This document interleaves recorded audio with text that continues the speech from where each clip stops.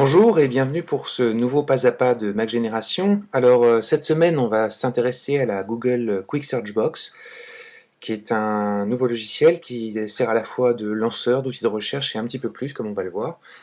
Donc une fois que le logiciel est lancé en tâche de fond, pour l'invoquer il suffit d'appuyer 2 fois sur la touche commande ou d'appuyer sur CTRL barre d'espace et d'effectuer une recherche comme on l'effectuerait sur Google. Donc par exemple on peut faire une recherche sur au hasard Mac Génération. Voilà, donc j'ai l'URL qui s'affiche directement, il me suffit d'appuyer sur Entrée pour que ça lance le site dans Safari ou dans votre navigateur par défaut. Mais cette recherche peut aller un petit peu plus loin que ça. Par exemple, si je fais une recherche sur Mac Génération et que j'appuie sur soit tabulation, soit flèche droite, je peux également faire une recherche sur Snow Leopard. Donc j'ai ici un aperçu des articles qui commence à apparaître. Je peux également lancer une recherche dans Google sur Snow Leopard dans Mac Génération. Et effectivement, j'ai la liste des articles de Mac Génération qui parlent de Snow Leopard. Donc, comme vous voyez, on en a écrit quelques-uns. Je peux également faire des recherches sur les sites internet. Donc par exemple, si je tape YouTube, donc là ça va me lancer directement YouTube. Mais si j'appuie sur Tab et que je fais une recherche, ça va me lancer directement les résultats de la recherche dans YouTube sur le site internet. Ça vaut également pour Wikipédia. Le seul petit souci qu'il y a sur Wikipédia, c'est que c'est la version anglaise de Wikipédia qui va être utilisée. Donc c'est pas nécessairement ce qui vous intéressera le plus.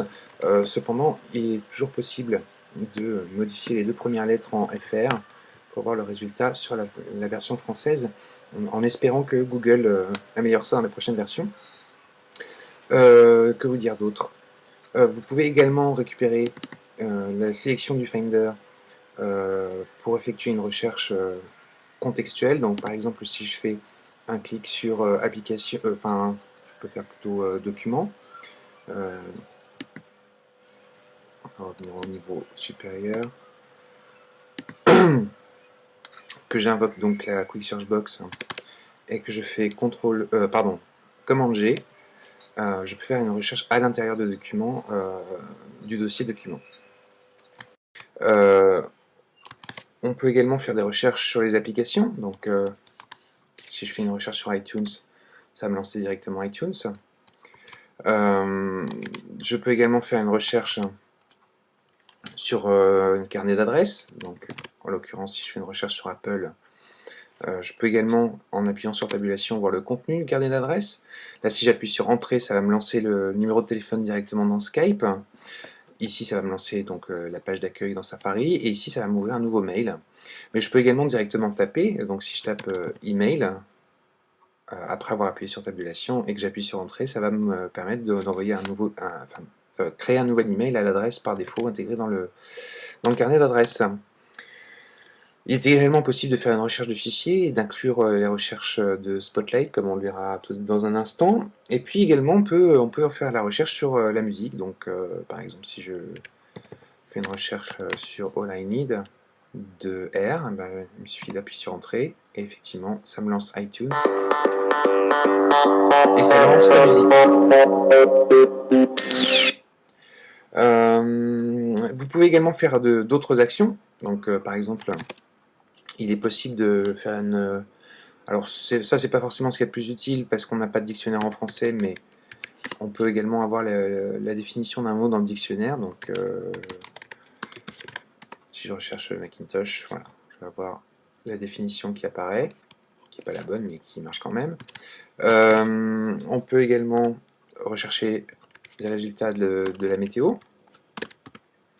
Donc, si je tape météo Paris, j'ai directement les résultats avec l'icône qui me donne la couverture nuageuse et la température prévue pour la journée. Et enfin, il est également possible de faire des opérations arithmétiques. Donc, par exemple, si je tape 9 plus 2, ça fait 11, ça a l'air d'être ça. Donc, voilà pour les petites fonctions supplémentaires. Donc, Google compte en rajouter d'autres par la suite. Alors, vous pouvez également... il est intéressant de jeter un œil aux préférences, puisqu'on peut ici, dans les éléments indexés, rajouter les résultats Spotlight. donc qui vont pas remonter nécessairement en premier, mais en fait, au fur et à mesure que vous allez utiliser la QSB, elle va apprendre les recherches qui vous intéressent le plus et faire remonter les résultats les plus susceptibles de vous intéresser vers le haut de la liste des résultats au fur et à mesure. Vous pouvez également ici ajouter alors vos comptes Google, donc qui vous permet d'ajouter par exemple l'historique de vos recherches sur votre compte Google, y compris sur vos recherches que vous faites sur d'autres machines par exemple. Gmail n'est pas encore intégré, mais vous pouvez également faire des recherches sur Google Documents et sur les autres applications de Google.